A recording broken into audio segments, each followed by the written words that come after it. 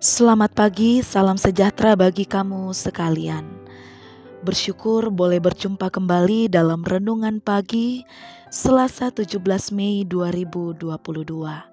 Kiranya kita menyambut dan mengawali pagi ini dengan penuh sukacita dan bahagia. Mari kita teduhkan hati kita untuk merenungkan firman Tuhan. Kita berdoa. Kami membuka hati kami untuk diisi oleh kebenaran firman-Mu ya Tuhan. Kami berserah dalam tuntunan Roh Kudus, sehingga hati dan pikiran kami hanya kami arahkan untuk kebenaran firman-Mu. Dan dapat kami mengerti, kami pahami, dan lakukan di dalam kehidupan kami. Sambutlah kerinduan kami Tuhan, di dalam nama anak-Mu Yesus Kristus, firman hidup kami berdoa. Amin. Pembacaan kita dari Markus 16 ayat 9 sampai 16 yang berbunyi demikian. Setelah Yesus bangkit pagi-pagi pada hari pertama minggu itu, ia mula-mula menampakkan dirinya kepada Maria Magdalena. Daripadanya Yesus pernah mengusir 7 setan. Lalu perempuan itu pergi memberitahukannya kepada mereka yang selalu mengiringi Yesus dan yang pada waktu itu sedang berkabung dan menangis. Tetapi ketika mereka mendengar bahwa Yesus hidup dan telah dilihat olehnya, mereka tidak percaya. Sesudah itu ia menampakkan diri dalam rupa yang lain kepada 2 orang dari mereka ketika keduanya dalam perjalanan keluar kota. Lalu kembalilah mereka dan memberitahukannya kepada teman-teman yang lain. Tetapi kepada mereka pun teman-teman itu tidak percaya. Akhirnya ia menampakkan diri kepada ke-11 orang itu ketika mereka sedang makan. Dan ia mencela ketidakpercayaan dan kedegilan hati mereka. Oleh karena mereka tidak percaya kepada orang-orang yang telah melihat dia sesudah kebangkitannya. Lalu ia berkata kepada mereka, "Pergilah ke seluruh dunia, beritakanlah Injil kepada segala makhluk. Siapa yang percaya dan dibaptis akan diselamatkan, tetapi siapa yang tidak percaya akan dihukum."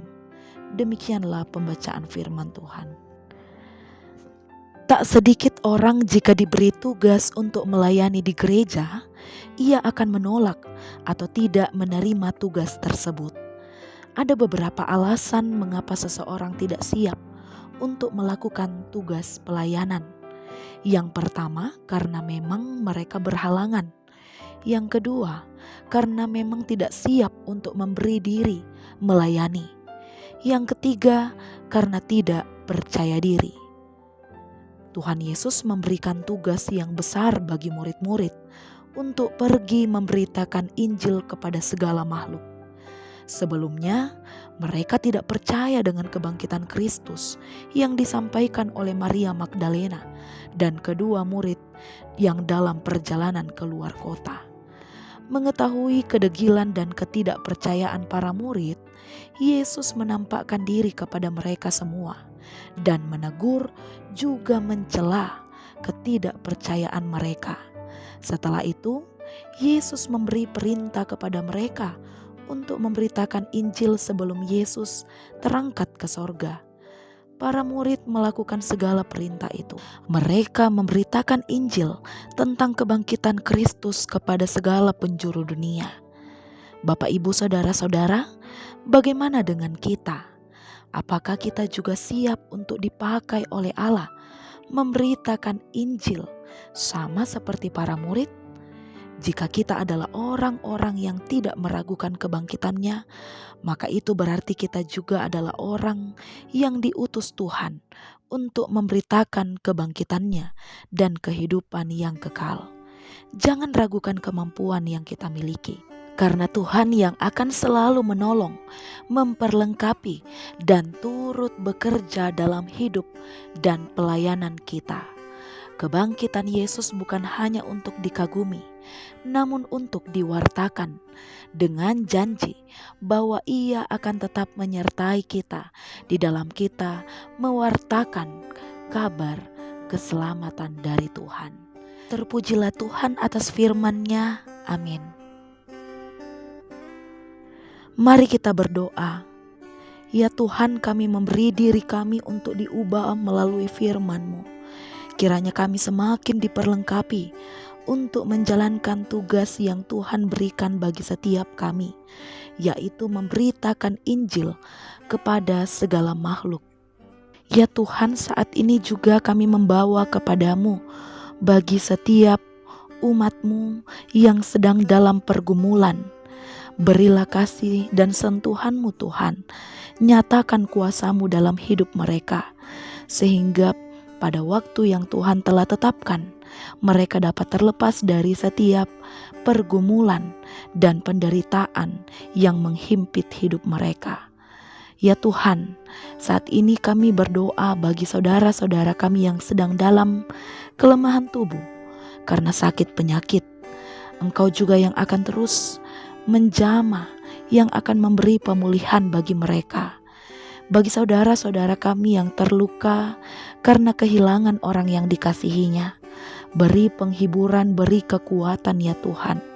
Kiranya mereka dapat memaknai keterpisahan ini sebagai bentuk kasih Allah.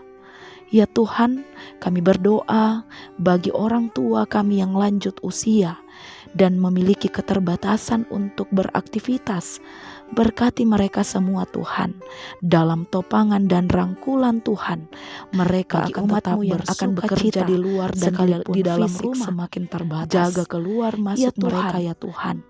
Bagi setiap anak-anak-Mu yang akan belajar di rumah, belajar di sekolah, lindungi mereka ya Tuhan. Berikanlah kemampuan dan juga kecerdasan sehingga mereka dapat menangkap ilmu yang mereka terima dari tenaga pendidik, sehingga harapan cita-cita mereka ke depannya dapat tercapai. Bagi setiap umat-Mu yang ada di tanah perantauan, berkati ya Tuhan setiap pekerjaan dan usaha yang mereka lakukan, sehingga melalui pekerjaan dan usaha tersebut mereka dapat menjadi alat kemuliaan nama Tuhan. Ya Tuhan, kiranya kami juga dapat menjalani hidup kami dengan kesungguhan, menghadapi kenyataan ini dengan penuh kesabaran, dan terus melibatkan Tuhan dalam segala hal, agar kami mendapat kebahagiaan dalam hidup ini. Inilah kami Tuhan dengan segala keberadaan kehidupan kami. Terimalah doa kami, karena kami berdoa hanya melalui satu nama, yaitu Tuhan kami Yesus Kristus. Amin. Selamat beraktivitas, Tuhan Yesus memberkati.